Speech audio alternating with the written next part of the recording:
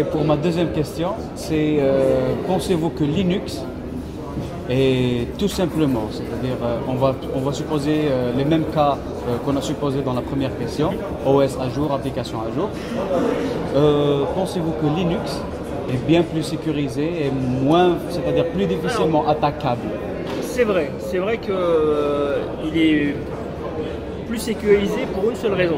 C'est pas parce que c'est Linux, c'est pas parce qu'il a une architecture avec un kernel, etc. Une séparation claire et nette entre les applications et le noyau. Oui. C'est plus parce que Linux est moins répandu que Windows.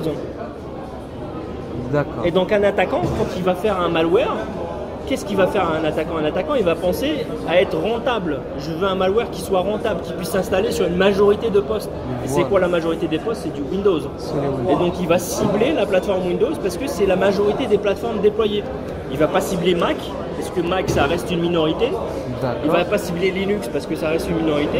Par contre, s'il veut faire un ransomware efficace qui touche un maximum de personnes, il vise Windows. Il vise Windows.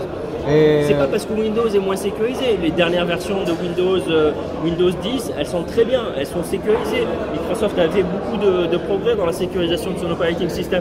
C'est juste parce que les attaquants ciblent ce qui est répandu. Et est-ce que cette explication est valable pour Mac OS? Elle est valable aussi pour macOS. C'est la même chose. Donc Parce que Mac, moi, je dirais, il est plus sécurisé parce qu'il est basé sur Linux.